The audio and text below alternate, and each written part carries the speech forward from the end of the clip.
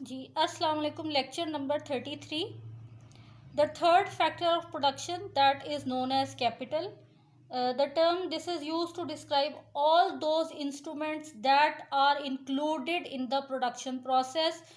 For example, they may be machinery, they may be raw material,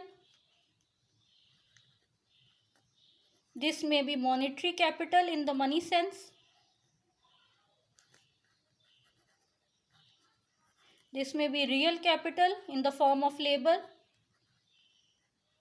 so this is the capital जो है, ये different types इसकी आ रही हैं और डेफिनेशंस जो हैं वो पहली जो इसकी जो डेफिनेशन है उसको दो पार्ट्स में डिवाइड किया गया है. पहली आ रही है रियल सेंस में. In real sense capital consist of those goods which are use to produce more goods. ठीक, जैसे मशीनरी जो है उसको हम यूज़ करते हैं गाड़ियाँ बनाने के लिए, डिफरेंट और बड़ी बड़ी मशीनरीज बनाने के लिए. तो एक जो चीज़ है, एक गुड को दूसरा गुड प्रोड्यूस करने के लिए इस्तेमाल किया जाए. फिर बिल्डिंग्स को बनाने के लिए जैसे हमें ब्लॉक्स चाहिए होंगी, ब्रिक्स चाहिए होंगे, तो these are the real sense of capital. फिर हमारे पास मॉनेटरी सेंस आती है. मनी सेंस ऑफ कैपिटल कौन कौन सी है?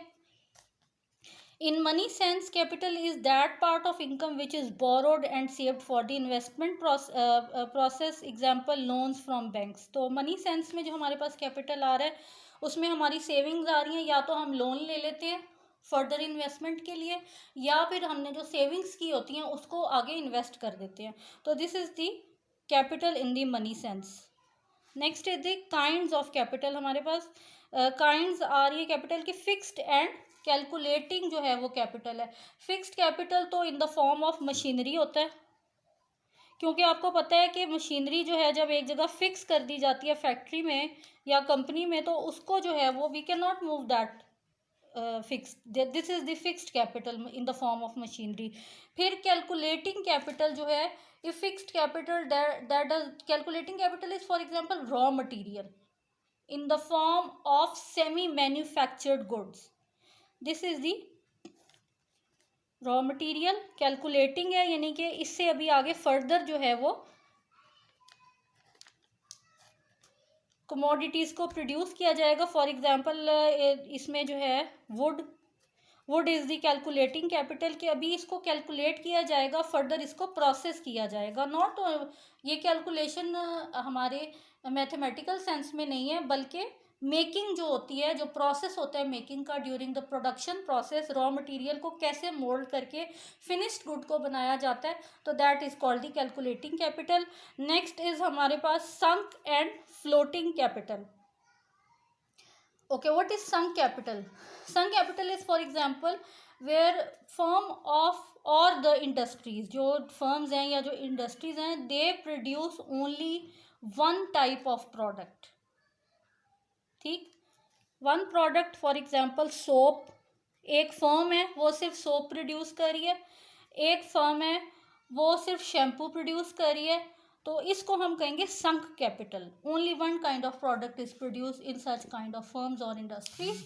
What is the floating capital? So floating capital is that capital which goes through different kind of. Float कर रहा है, एक प्रोसेस से गुजरा है, फिर दूसरे प्रोसेस में दाखिल हुआ है. कैसे जो है एक फिनिश गुड बनाई जा रही है, लेकिन कौन कौन से प्रोसेस से उसको गुजारा जा रहा है, उसको हम फ्लोटिंग कैपिटल कहेंगे. Okay, next is the production and consumption goods. Production goods कौन सी होती हैं? जो रॉ मटेरियल होती हैं, जो सेमी फर्निश्ड गुड्स होती हैं, जो मैन्युफैक्चर्ड गुड्स होती हैं. Then we have consumption goods. Consumption goods जो होती हैं, जो रॉ मटेरियल हमने प्रोडक्शन गुड्स में लगाया, उसको फिनिश्ड फॉर्म में जब हम कन्वर्ट कर देंगे, जैसे फॉर एग्जांपल हमने रॉ मटेरियल एज अ जो है, जैसे मैंने पहले भी बताया, एक वुड को लिया है, तो वुड से हम लोग टेबल भी बना सकते हैं, चेयर भी. जब वो फिनिश्ड फॉर्म में आ जाएगा तो वो कंजम्पशन गुड कहलाएगा, या उसको हम कंज्यूमर गुड कहेंगे.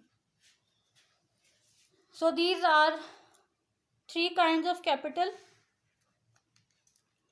Next is what are the function of capital. Capital का फंक्शन क्या है? And important factor of production. Capital के बगैर, कैपिटल चाहे रियल सेंस में हो चाहे मनी सेंस में हो, जब तक आपके पास लेबर नहीं होगा आप काम नहीं कर सकते. जब तक आपके पास पैसे नहीं होंगे आप कैसे जो है आगे इन्वेस्टमेंट कर सकते हैं। तो कैपिटल जो है वो बहुत ज़्यादा इम्पॉर्टेंट है फैक्टर ऑफ प्रोडक्शन में।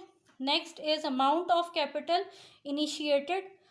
आप कितना परसेंट या कितना कैपिटल जो है इन्वेस्ट कर रहे हैं अपने कारोबार में, that is the main crux. जितना ज़्यादा कैपिटल उतना ज़्यादा प्रोडक्शन। अब कैपिटल जो है ज़्यादा, आप लेबर जितना ज़्यादा लाएंगे, उसको टाइम पे वेजेस पे करेंगे, तो वो उतनी ज़्यादा प्रोडक्शन इंक्रीज़ होगी, उतना ज़्यादा आपको प्रॉफिट होगा।